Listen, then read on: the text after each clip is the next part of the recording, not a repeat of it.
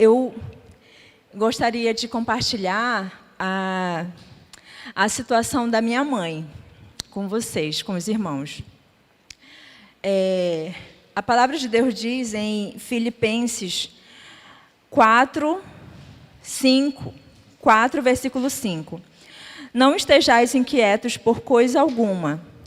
Antes, as vossas petições sejam em tudo conhecidas diante de Deus, pela oração e súplicas com ação de graças.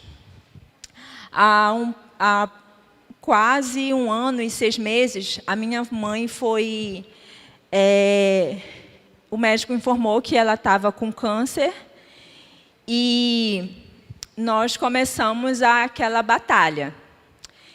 E ela foi operada num período de pandemia. Eu fui para estar com ela e o Senhor proporcionou que nós estivéssemos juntas nesse momento. Então, a cirurgia dela, do dia que o médico falou que ela estava com CA na tireoide, o procedimento dela foi muito rápido, graças a Deus.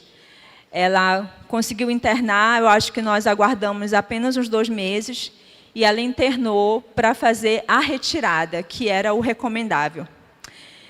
E quando ela operou, o médico nos informou das sequelas que ela poderia ficar.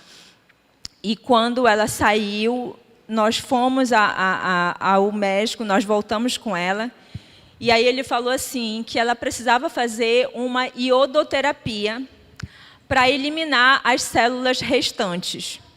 Porque o médico, ele tira só o que é possível, para que ela não perdesse muito dessa área, ou ficasse com o pescoço torto, ou ficasse sem voz. Então, ele só tirou o que era possível ele tirar. E aí começou a nossa batalha, porque o tratamento para fazer essa iodoterapia, nós esperamos quase 1 ano, mais de ano, na verdade. E nós estávamos orando todos os meses para esse procedimento sair, e o hospital informava que não tinha previsão, não tinha data para chamar. E aí, quando foi no mês de junho, nós fizemos uma oração muito específica, ela ia fazer aniversário, e aí nós pedimos ao Senhor que o Senhor desse uma direção para nós, do que fazer. E eu estava com um casal de amigos em Belém, e eles falaram assim, Jaqueline, eu tenho uma amiga que pode te ajudar. E se você falar com ela, talvez ela possa entrar com uma ação na justiça para que a sua mãe consiga fazer o processo, né, o procedimento. E eu disse, tudo bem, vamos falar com ela. E quando eu conversei com ela, ela disse assim, olha, você me manda todos os documentos e eu vou e a gente vai entrar com essa ação. E quando nós entramos com essa ação, a minha mãe foi chamada para fazer o tratamento em 10 dias. E assim, foi uma vitória muito grande para nós, porque a minha mãe não queria que a gente entrasse com a ação, porque ela disse que Deus ia agir. E aí eu falei para ela assim, mãe, nós não podemos limitar o agir de Deus, porque Deus tem várias formas de agir. E se Deus quiser usar essa ação para fazer o milagre dele, ele vai fazer. O que a gente não pode fazer é ficar com os braços cruzados, porque cada vez mais o problema vai ficando mais grave. Então, eu preciso fazer o que eu tenho que fazer. Eu tenho que fazer o que na esfera humana eu posso fazer. E aí, ela foi chamada para fazer o tratamento. O preparo foi de 30 dias. Ela fez a internação, ficou 1 semana... que não podia falar com ninguém, isolada. E quando ela voltou com a médica falou assim, olha, dona Maria, todas as células foram eliminadas com o tratamento. Então, essa doença não tem mais como voltar, porque a gente conseguiu eliminar todas as células. Eliminou as células ruins e também as boas, então a senhora vai passar um tempo com a imunidade baixa, mas o mais difícil a gente venceu. Então, eu estou aqui porque eu pedi para a igreja orar, né? Eu mandei a situação que a minha mãe estava passando no grupo, e eu acredito que pessoas oraram, e eu acredito que Deus ouviu. Então, o que eu quero testificar essa noite é, quando você orar por uma coisa, realmente confie, e fique atento para várias formas que Deus pode agir. Porque às vezes o Senhor dá uma alternativa para nós e a gente fala assim, não, mas Deus tem que agir de forma sobrenatural. E Deus age de forma sobrenatural e Deus age de forma natural também, se Ele quiser. Porque eu tenho certeza que nesse período de 1 ano, foi o Senhor que sustentou a minha mãe. Foi o Senhor que impediu que a doença espalhasse por todo o corpo. E eu louvo a Deus por isso. Então, eu gostaria realmente de agradecer à igreja. E quando nós recebemos lá no nosso grupo algum pedido de oração, que a gente atente, porque Deus ouve. Eu estou aqui para agradecer, para testemunhar, louvar ao nosso Deus, porque Ele nos sustentou durante todo esse período.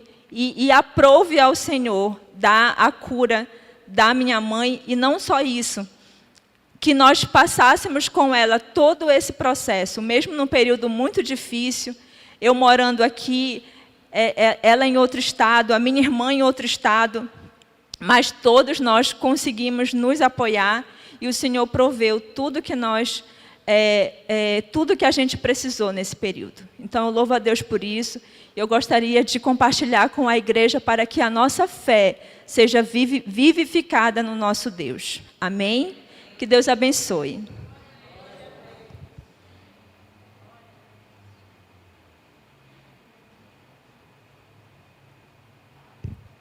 Eu fiquei esperando vocês aplaudir o Senhor Jesus.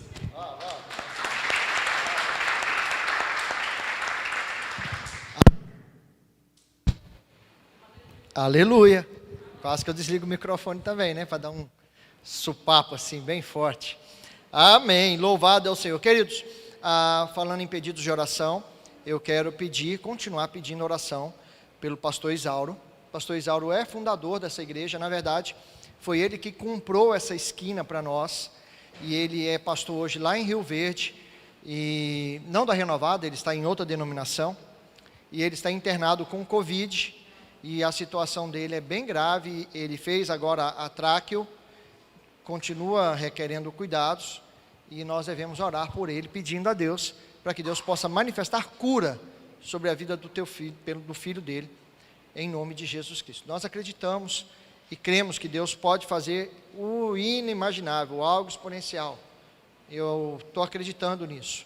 Tá? A dona Honória pediu oração, e nós temos clamado por isso, e cremos nisso, em nome de Jesus. Lucas, capítulo de número 1, eu gostaria de ler com vocês. Eu vou ler, na verdade, o capítulo 4, mas eu vou dar uma passada no Evangelho de Lucas, no capítulo de número 1, com vocês, somente no Cântico de Maria. Não sou mariolo... Tem um termo para isso aí? Mariano, não sou mariano, mas eu não posso negar quem foi Maria. Não posso negar. Na verdade, o Cântico de Maria é um dos cânticos mais bonitos que a igreja cristã possui. É chamado o Magnificat. Magnífico.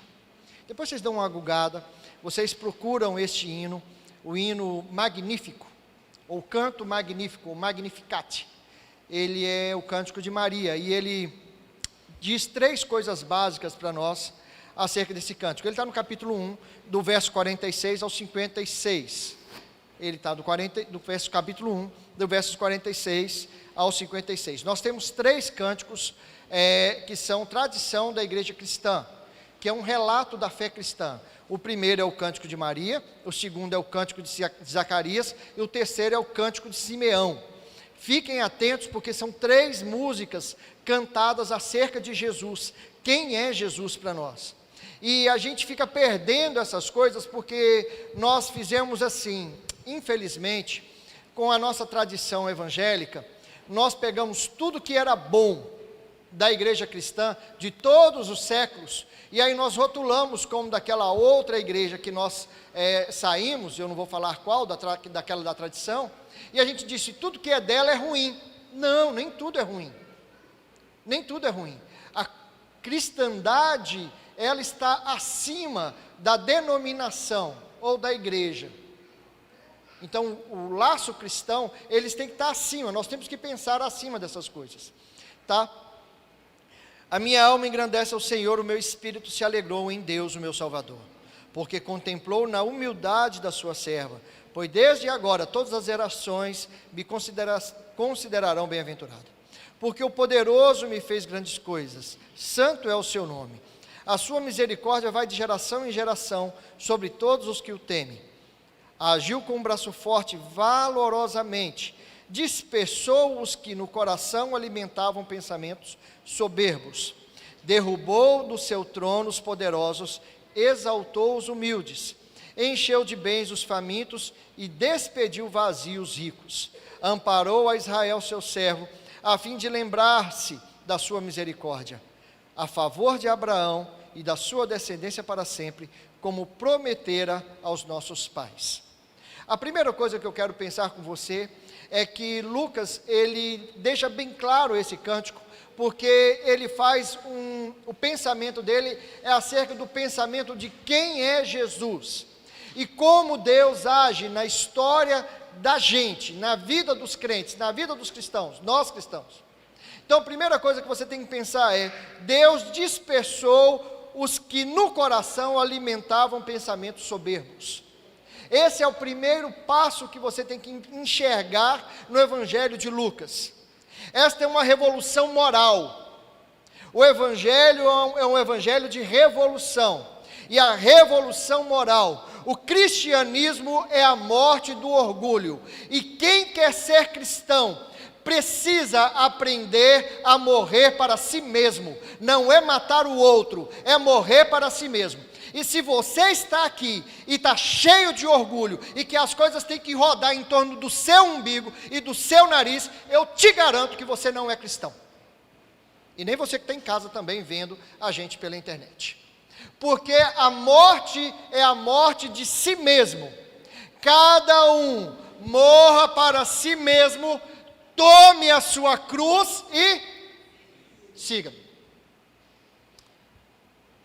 Quem inventou o Instagram e Facebook é Jesus, porque Jesus é o que fala, me siga,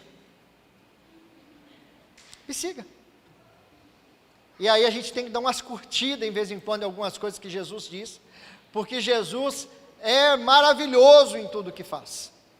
Então você tem que ficar ligado nos feeds de notícia que a Bíblia nos dá, porque ele fala acerca do Evangelho.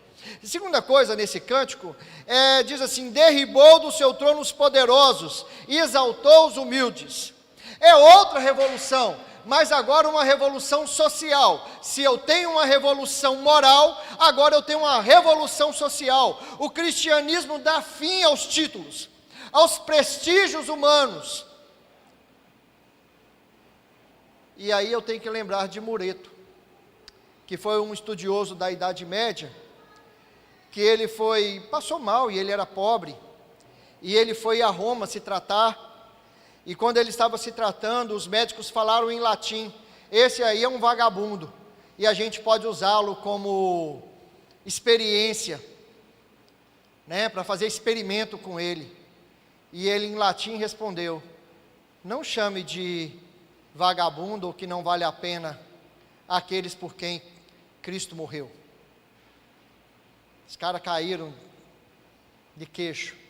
Tem um filme que a Fernanda me falou o nome umas 200 vezes, de um rapaz que tem um rosto deformado. Como é que é o nome do filme? O Homem-Elefante. Olhem esse filme depois. E eles acham que ele é um imbecil, e os médicos falam, um dos médicos fala, ainda bem que ele é um imbecil, não sabe nada do que está acontecendo. Quando na verdade, a mente dele sabia de tudo, ele só tinha aparência feia. Dá uma olhada nesse filme depois. O Evangelho é aquele que faz uma revolução social. Jesus não veio somente para os grandes, mas ele é nascido numa manjedoura. O engraçado é que os primeiros que têm a notícia acerca de Jesus são os pastores. E os pastores são aqueles que, diante dos sacerdotes, eles não podem ser moralmente ou socialmente bem vistos, porque como judeu ortodoxo, eles teriam que lavar as mãos todas as horas, ou toda hora. Vai comer alguma coisa, tem que lavar a mão, tem que cumprir o rito da purificação. E muitas vezes a atividade pastoril não permitia eles fazerem isso, então eles comiam de qualquer jeito. Eles estavam cuidando do rebanho e eles comiam de qualquer jeito, mas eram os pastores que faziam com que aquela ovelha sem defeito pudesse ser levada até o templo, para que os cristãos, para que os judeus ortodoxos, para que os mestres, para que os sacerdotes pudessem sacrificar algo perfeito diante de Deus.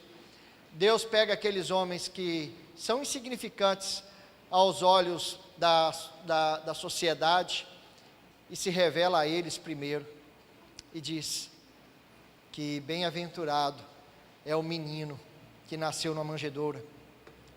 Terceira coisa no cântico que vocês vão ver: encheu de bens os famintos e despediu vazios ricos. É uma revolução econômica. Olha, o evangelho é uma revolução moral, social e econômica.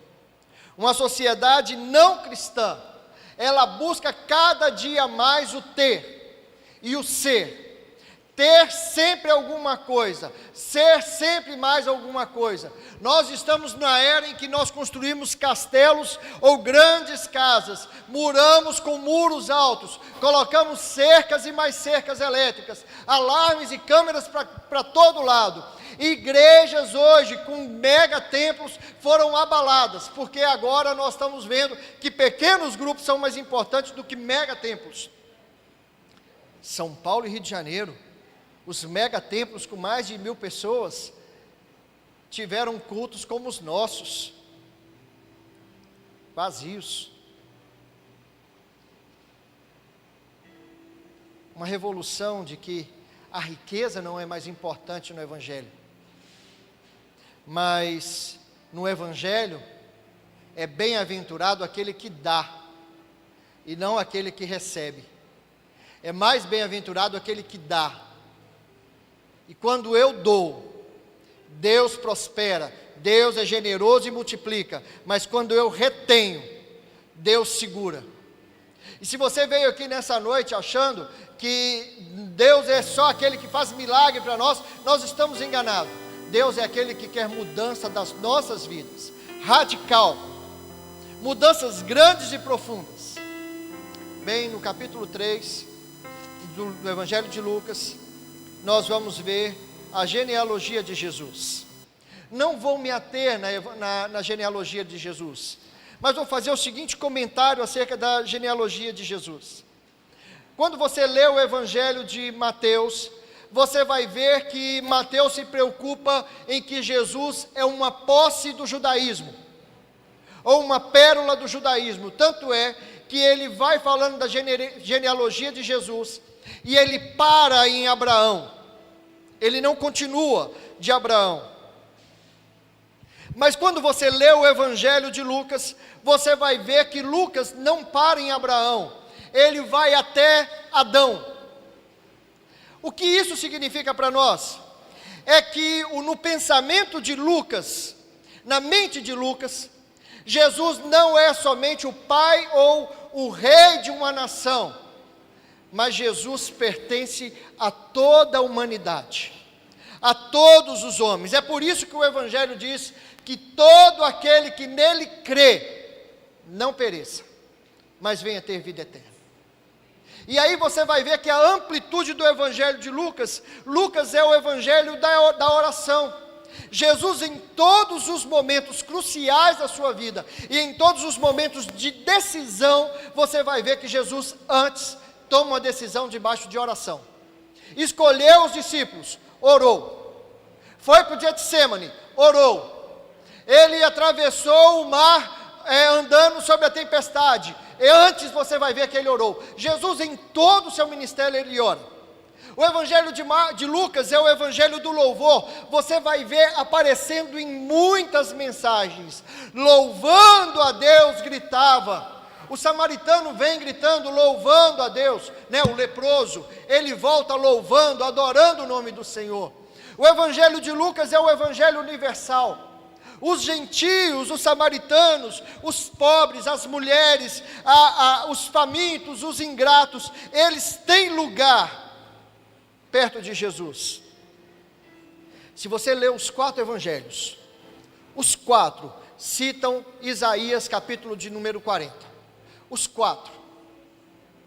Isaías de número 40. Mas somente um, Lucas, termina de citar Isaías 40.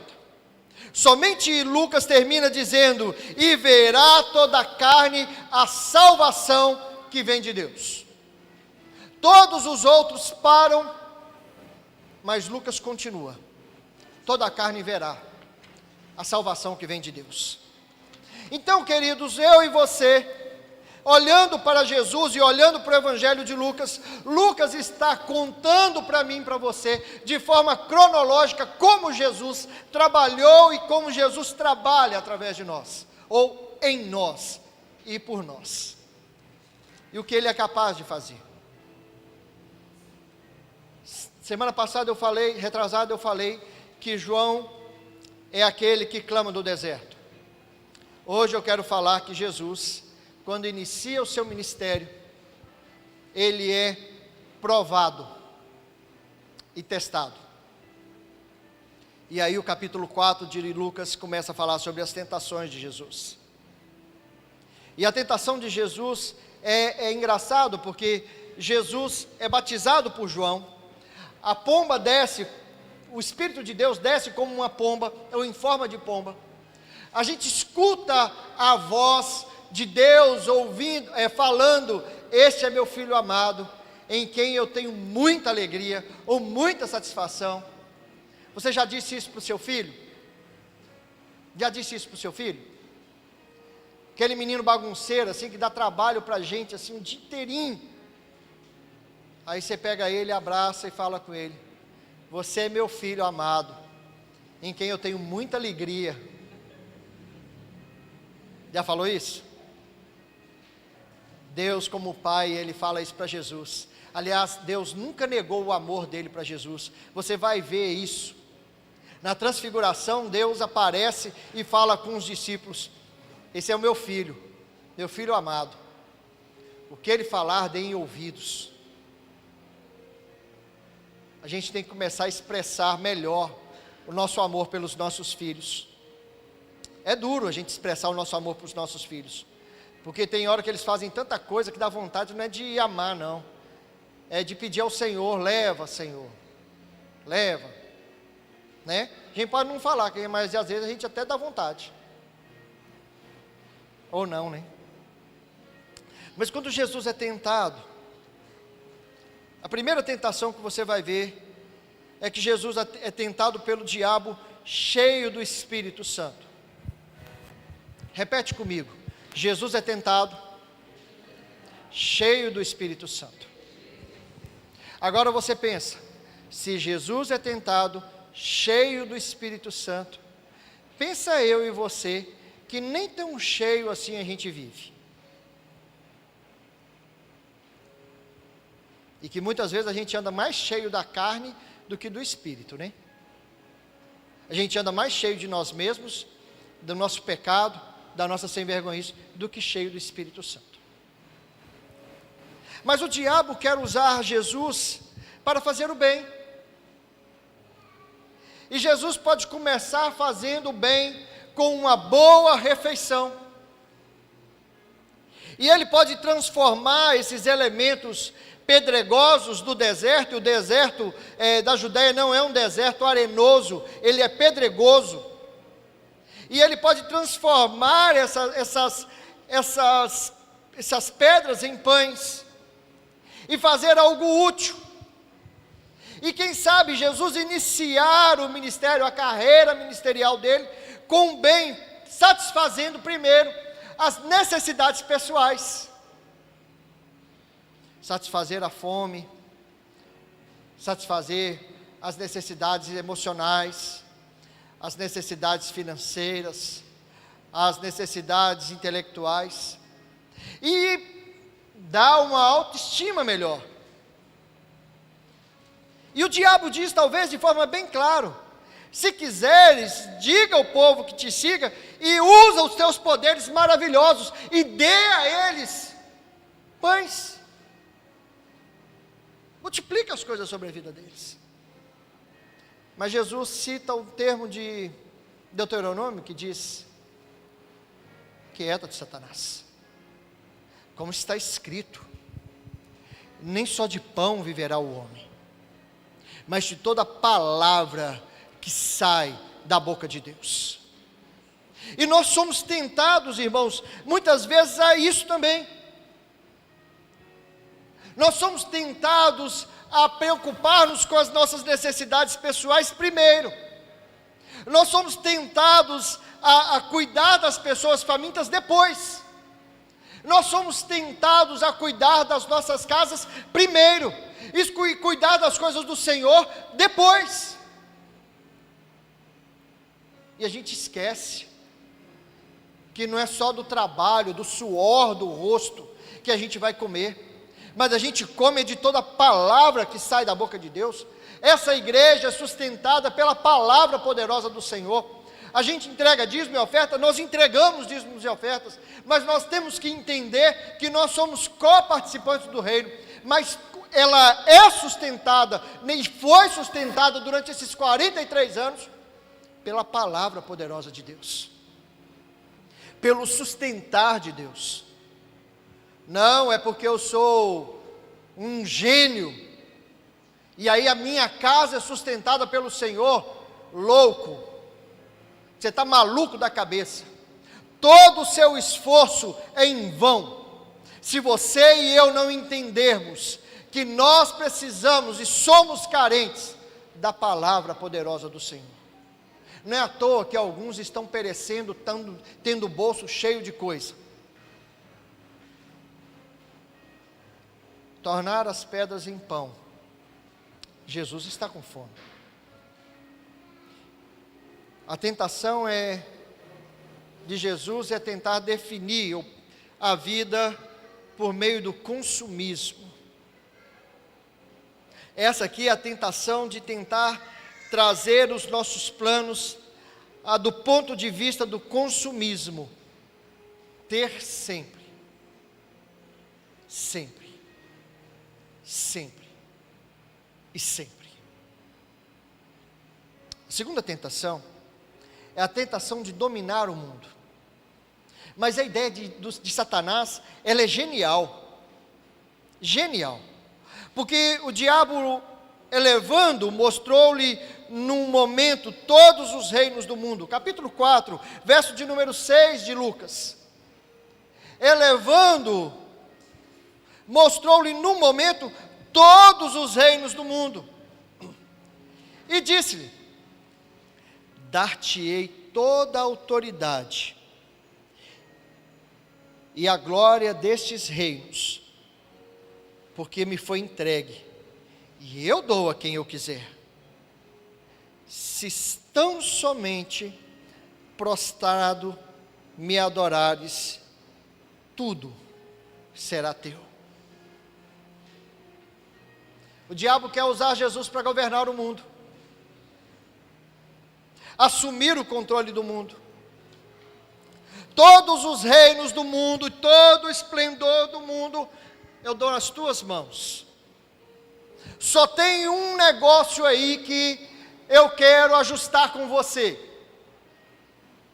O que eu quero ajustar com você é que eu tenho algumas pessoas com o rabo preso. Eu tenho algumas pessoas na minha mão, da minha confiança. Então eu vou deixar você governar, mas acima de você eu vou governar. Entende? Você pode governar, mas acima de você eu vou governar, e eu vou instruir você como você vai praticar justiça na vida das pessoas. que proposta, hein? Naturalmente, vocês já viram aquele filme O Advogado do Diabo? Que ele vai dando oportunidades para o cara crescer. E toda vez que o cara tenta sair fora, ele tenta... O diabo não mudou. O diabo é um grande estrategista. E ele diz de forma bem clara para Jesus, na cara mais lavada do mundo: é só se você prostrado me adorar. O caminho do diabo é um caminho impessoal, é um caminho injusto, é um caminho de destruição, é um caminho que leva o homem à destruição eterna. É por isso que Jesus responde para ele: está escrito, ao Senhor teu Deus adorarás, somente a Ele dará culto. Tem muito crente dando culto a Satanás dentro de casa, seja por meio da televisão, seja por meio do celular, seja por meio das músicas, seja por meio da vida, afofando a cama para umas práticas que não são bíblicas. A mente controlada por uma cultura anticristianismo. É só adorar. Eu me lembro de uma das igrejas que nós pastoreamos, não vamos falar o nome dela, que nós levamos um profeta lá, e o profeta disse de forma bem clara: pastor, na casa de cada membro tem um ídolo da alma, do coração, que eles não largam. E nós começamos uma campanha de jejum e oração para tentar desvencilhar essas coisas. Ei, cuidado, que o seu próprio ego pode estar sendo o seu próprio Deus, aonde você quer ser adorado. Cuidado. O reino de Deus é feito de homens e mulheres que o adoram em espírito e em verdade. E se nós estamos adorando um Deus falso, nós estamos adorando a nós mesmos. É por isso que muitas vezes eu vejo algumas pessoas brigando, saindo das igrejas e abrindo outra igreja, porque o seu Deus é a si mesmo. É por isso que eu vejo algumas pessoas brigando entre si, querendo que a própria vontade entre dentro da igreja, e aí macula as escrituras dizendo, tem que ser assim porque está escrito nas escrituras. Os fariseus e os mestres da lei faziam as mesmas coisas. E João Batista diz: raça de víboras, o machado está na raiz, arrependam dos seus pecados. Pense, irmãos, pensemos. O evangelho de Lucas é um evangelho de mudança de vida. O evangelho de Lucas é para nós, gentios, nós que precisamos da mudança transformadora do Espírito Santo de Deus. Nós precisamos mudar o nosso conceito de evangelho. O nosso conceito de evangelho está muito raso. Terceira e última coisa: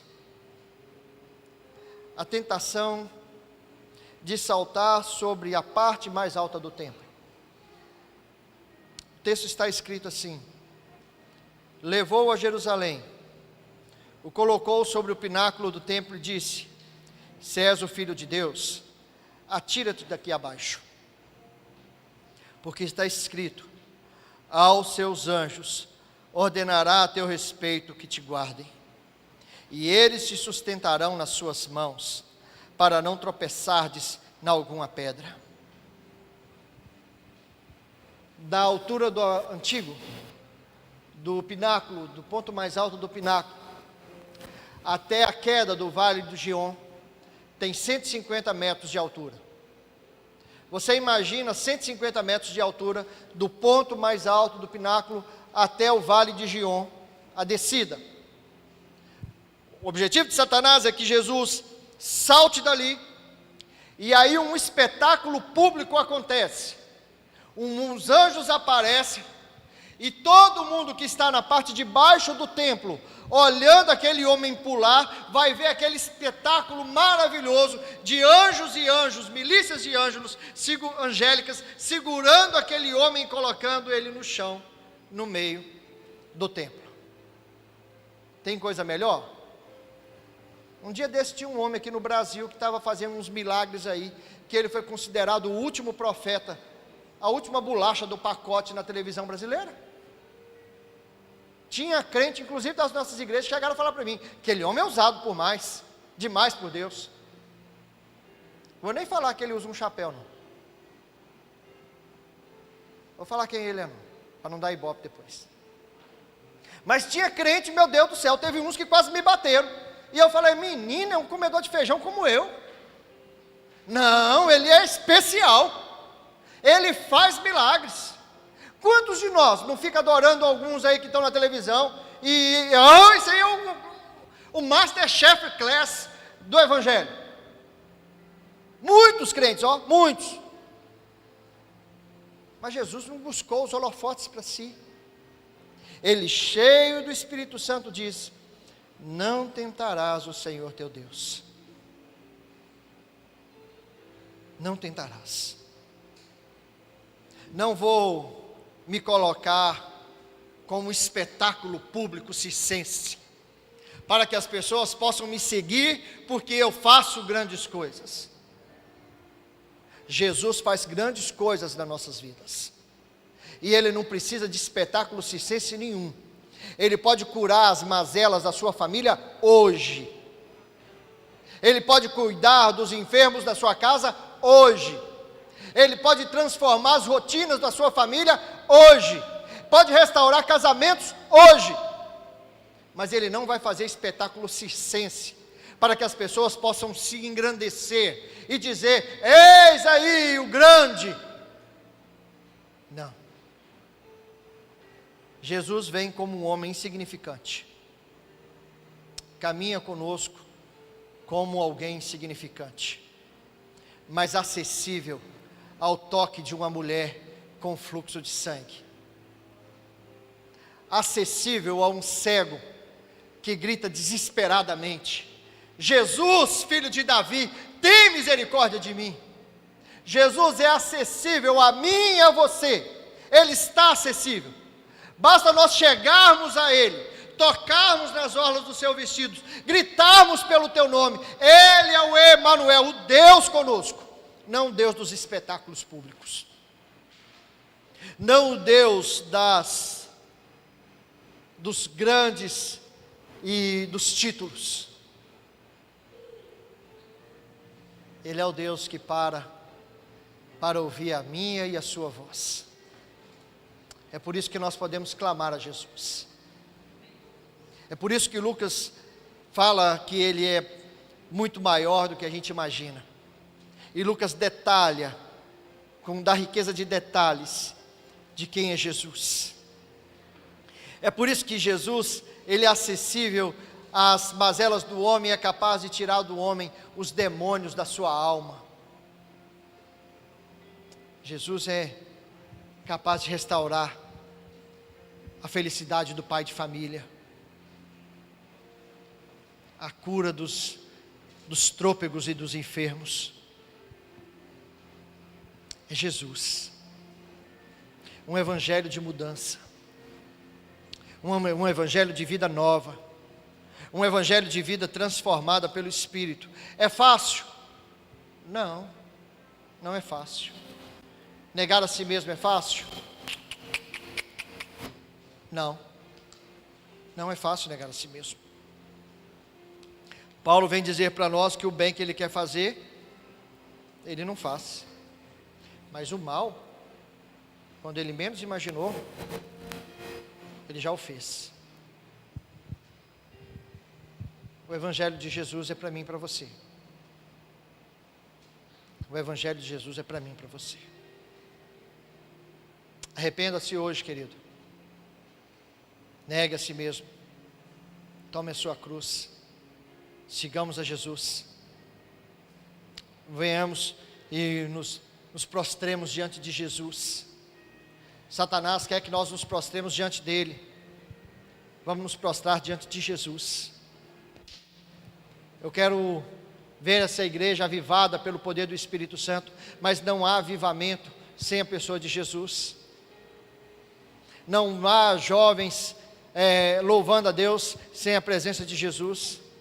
Não há crianças louvando a Deus sem a presença de Jesus. Não há riquezas que possam substituir a presença de Jesus em nós. Jesus.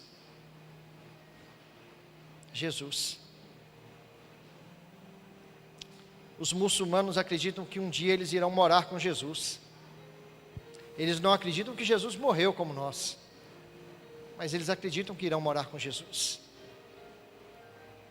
Nós estamos perdendo de vista que nós estamos aqui, mas enquanto nós estamos aqui, nós somos de lá. A nossa identidade é nas alturas. Nosso reino é nas alturas. E o nosso rei não governa somente por mãos de homens. Ele governa eternamente sobre nós.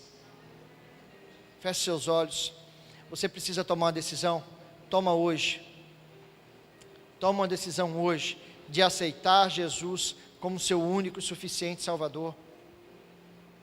Toma a decisão de mudar sua vida hoje. Toma a decisão de transformar o seu coração hoje. As riquezas vão, os espetáculos vão, mas Jesus é eterno sobre nós. Quer tomar uma decisão? Eu quero tomar a decisão, pastor, de viver com Jesus hoje. Eu sou crente há 20 anos. Tome uma decisão de viver com Jesus hoje. E siga Jesus. Feche seus olhos. Vamos orar.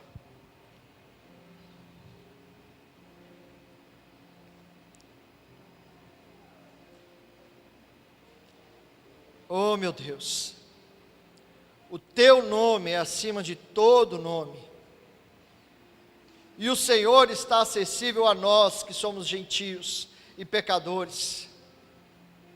O Senhor pertence à humanidade, e se entregou na cruz do Calvário por nós, quebrou o ciclo maligno de pecado que o homem trazia sobre si, justificou-nos mediante a cruz, e nos deu garantia de vida eterna com o Senhor. Às vezes a gente vacila, às vezes a gente cai, às vezes a gente falha, mas Pai, em nome de Jesus, o Teu Filho, que nós possamos viver hoje o novo e vivo caminho do Senhor, com riquezas eternas e não riquezas transitórias, com vida eterna e não vida transitória, com caminho eterno e não caminho transitório. Que nós venhamos, ó Deus, viver pelo Teu caminho e não pelos atalhos que o mundo tem trazido sobre a igreja. Perdoa-nos, Pai. Perdoa-nos quando nós achamos que pela nossa força a gente é autossuficiente. Quando é da palavra do Senhor que sai todo o alimento, é da palavra do Senhor que sai o sustento, é da palavra do Senhor que sai a graça sobre as nossas vidas. Agora, Pai, vai lá na casa da gente, restaura a saúde, restaura o casamento, restaura a família, restaura os filhos, restaura os pais, restaura, meu Deus, a nossa caminhada contigo. Permita que a nossa caminhada com o Senhor possa ser uma caminhada viva, nova, transformadora, pelo poder que tem só no Teu nome. E que ao caminharmos contigo nesse novo e vivo caminho, possamos enxergar os Teus grandes feitos e a Tua mão poderosa em nós, hoje e sempre. Trabalha na vida do marido, da esposa, dá casamento àquele que deseja casamento, dá satisfação àquele que está insatisfeito, dá alegria àquele que se encontra triste, dá renovo àquele que está cansado, e sobrecarregado. Que possa o Senhor carregar sobre nós, colocar sobre nós o teu jugo, porque o teu jugo é leve, é suave. E Satanás quer escravizar-nos, mas o Senhor quer nos dar vida e vida abundante. Seja conosco hoje e sempre, no nome santo de Jesus. Amém e amém. Meus queridos irmãos, quarta-feira não terá culto aqui na igreja. Não terá condição de ter culto, porque terça-feira vai começar a consertar os buracos do gesso. Então a igreja vai estar muito suja e não vai dar tempo de limpar o suficiente. Essa é a verdade. Eu preciso da ajuda dos irmãos, inclusive dos homens aí, que se dispuserem na quarta-feira para a gente estar limpando, porque eu acredito que vai ter aí bastante pó, bastante coisa no chão. Meu desejo pessoal é de até sexta-feira nós estarmos pintando o lado interno da igreja. Nós ganhamos já 2 latas de tinta, mas nós precisávamos de 4 latas no mínimo, para pintar tanto o lado externo como o lado interno da igreja, aqui e o lado externo. Então eu coloquei lá no meu status, um amigo de longe, um irmão aqui da igreja já ofertou, um irmão aqui da igreja já ofertou o forro. Nós precisamos ainda de R$200, né, Itamar, para terminar de pagar o forro. Já temos os 1.000, precisamos de mais R$200, e estamos aí. Eu acho que até sábado, pelo menos a cobertura da igreja, o forro da igreja, vai estar pronto, para a glória do Senhor Jesus. E nós vamos ter o aniversário da igreja no sábado, domingo pela manhã e domingo à noite. Sábado à noite, domingo pela manhã, domingo à noite. Sábado à noite, 7h30, domingo pela manhã, às 9h, e depois das 9h, do culto da manhã, nós vamos ter um almoço. O Raione vai dar detalhes para você. Vem cá, Raione, já. E à noite, nós vamos ter o nosso encerramento do aniversário, 43 anos, e o pastor Fabiano está vindo para ministrar a nós. Aliás, eu acho que ele chega amanhã, já na cidade. Então, estejam atentos aí para a nossa programação, tá? O Raione vai passar aqui o que a gente quer de cardápio. Cada um trazer uma coisinha de casa, né? Meus irmãos, a paz do Senhor, amém? Glória a Deus. A palavra diz, Salmo 133, Salmo de Davi, diz assim, quão bom e quão suave é que os irmãos vivam em união. Nós vivemos esses 2 anos, né, pastor? Basicamente 2 anos, distante, né? Agora que estamos nos reunindo, chegando perto do irmão, né? Devido a essa pandemia, essa peste, né? Vamos dizer assim, que se alastrou no mundo. E é o tempo agora, irmãos, de nós nos unirmos. E é uma data muito oportuna, aniversário da igreja, de 43 anos da igreja. E nós vamos estar comemorando esses 2 dias, sábado e domingo. E como é bom, irmãos, estarmos juntos, estarmos unidos. É suave, é maravilhoso. Então, primeiro eu quero convidar, não sei se está online aqui. Tá, irmão? Aos irmãos que estão assistirem este culto, quero convidar os irmãos para estarem esse final de semana, sábado e domingo. O pastor já avisou o horário. Não fique em casa. Vamos estar aqui, unidos pelo aniversário da igreja. E domingo, meio-dia, nós vamos fazer um almoço, ter um almoço aqui, esta comunhão, essa união. Hoje estamos lá em casa, quando ligou-se a TV Globo, né? E eu disse, passei o canal, liguei naquela canção nova, e disse, olha, a canção nova é melhor do que a Globo. E o Marcos hoje me perguntou, pai, por que a canção nova tem um canal de televisão em HD? E a Silvia respondeu, porque eles se uniram e adquiriram a concessão no canal de TV. A união, irmãos, ela é invencível, traz a força. Então vamos nos unir. Tempo de unirmos diante de tanta luta que nós passamos, irmãos. Temos passado. Tantos irmãos que desistiram na caminhada, muitos morreram mesmo, mas nós estamos aqui. Vamos estar juntos. Então a proposta é, irmãos, tinham até comentado hoje, né, Glenda, pela manhã, de ficar para a noite, fazer um coquetel à noite, mas o pastor não abre mão de jeito nenhum do almoço. Então vamos estar aqui nesse almoço. A proposta é, irmãos, para ser mais fraterno, né, a comunhão ser maior, cada família traga de casa um prato.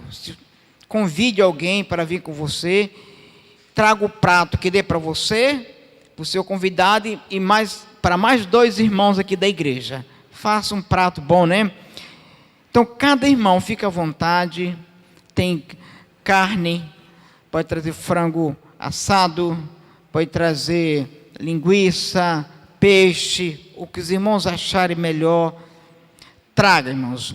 E vamos estar aqui nesse domingo, depois da escola bíblica, juntos, unidos, para termos este almoço. Pastor Fabiano foi pastor desta igreja 10 anos, né, pastor Malés? 10 anos. E nós, em uma reunião do conselho, né, achamos assim, gratificante convidá-lo, honrá-lo a estar aqui conosco nesse dia. Ele vai estar pregando no sábado, domingo pela manhã também, né, pastor? E encerrando domingo à noite. Então, irmãos, pensam que o Senhor vai trazer, fica à vontade, e vamos aqui juntos para comemorar o aniversário da igreja. Os irmãos que quiserem saber mais alguma coisa, me procure após o culto, mas traga um convidado para que ouça principalmente aquilo que o Senhor quer falar, que Ele quer tocar em cada coração. Amém? Então, qualquer coisa, nos procure, fale com o pastor Fernanda, procure no grupo, tá, o que você pode trazer, o que você vai trazer, mas traga alguma coisa. Deus vai te abençoar naquilo que você for trazer. E vai ter uma mesona ali, ao fundo, e eu creio que ela vai estar cheia. Amém? Já que eu estou aqui à frente, irmão, Deus me colocou no coração, já algum dia, desde o começo dessa pandemia, orar pelo nosso país, né? E eu queria pedir licença ao pastor, para que nesse momento, irmãos, nós fizéssemos um clamor pela nossa nação. Os irmãos têm visto os arroubos, ou arregos, ou não sei o que diz mais, que tem acontecido com a nossa nação. Durante anos, o nosso país, décadas, séculos, nosso país foi saqueado. Irmãos, o nosso Brasil, ele é rico. Ele é muito rico, o nosso Brasil. Olha, os irmãos, a parte física do país, nenhum país tem o que nós temos de floresta, de rios. Tudo que produz no país dá. Por que, irmãos, que o nosso país é considerado um país de submundo? Isso, irmãos, é devido aos desvios, os roubos, a mentira, a maldição sobre esta nação. Então nós vamos clamar a Deus, não vamos estar orando por governo, vamos orar pelo nosso país. E a Bíblia manda orar pelos governos, né, pastor? Mas vamos orar pela nossa nação. O povo de Israel passou 400 anos, não foi, pastor? 400 e mais alguns poucos anos lá no Egito, sofrendo, sendo humilhado, escravizado pelos egípcios. E ele disse: nós temos um Deus. E começaram a clamar: Senhor, tem misericórdia, nós queremos justiça. E Deus deu justiça a eles. O pastor Eusimar, no domingo à noite, ele disse que isto tem que começar pela igreja. A justiça de Deus, a mudança tem que começar pela igreja do Senhor. Então vamos clamar. Nós temos responsabilidade de clamar pela nossa nação. Eu queria que os irmãos ficassem de pé, após eu estarei passando para o pastor. E vamos fazer um clamor, irmãos, pelo nosso país, para que Deus, o Senhor, venha despertar as igrejas, despertar os pastores, os líderes, para orar, para clamar, que haja conserto, irmão. Nós pecamos, irmãos, que haja conserto, haja arrependimento e justiça divina nesta nação. Senhor, nós neste instante nos colocamos diante de Ti. Somos numa igreja pequena, uma cidade, ó Deus, pequena diante de grande cidade do nosso país, mas nós clamamos àquele que tudo pode. Gideão também, quando ele, ó Deus amado, foi escolhido para livrar Israel dos midianitas e amalequitas, ele disse: Senhor, quem sou eu? Sou de uma tribo pequena, Manassés, de uma família pequena, e entre os meus pais, os meus irmãos, eu sou o menor. Quem sou eu? Mas o Senhor disse: vai, porque eu estou mandando.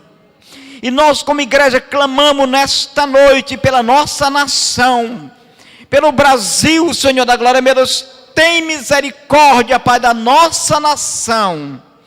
Meu Deus, lança por terra esta maldição, ó Deus, da corrupção, da imoralidade, Senhor da glória. Lança por terra, Senhor da glória, o ocultismo, Senhor, que há anos, ó Deus querido, tem imperado nesta nação. Nós como igreja clamamos em nome de Jesus Cristo, ó Pai, sobre este país. Livra-nos de homens maus, homens, ó Deus, que têm trabalhado, ó Deus querido, para, ó Deus, a destruição desta nação. A nossa luta, ela é espiritual, e Satanás, ele não tem poder sobre esta nação. O Brasil pertence ao Senhor Jesus. Ele se apresentou para Cristo como se fosse o dono de todos os reinos, mas ele não é. Tudo pertence ao Senhor, porque Cristo mesmo disse que o Senhor deu a ele os céus e a terra. Por isso nós clamamos a Deus, em nome do teu Filho amado, visita esta nação, visita a igreja nesta nação, Senhor. Levanta o teu povo, ó Pai, em clamor. Levanta os pastores, ó Pai, em clamor. Deus, tem misericórdia do nosso país. Nós abençoamos esta bandeira que representa a nossa nação. Nós como igreja do Senhor abençoamos este país, ó Pai, que seja um país próspero, um país gigante, e que seja celeiro para o mundo, ó Pai. Nós oramos a Ti, clamamos em nome de Jesus. Amém, amados? Que a graça de Deus Pai, o amor de Jesus Cristo, seu Filho, e a eterna comunhão e consolação do Espírito Santo de Deus, seja sobre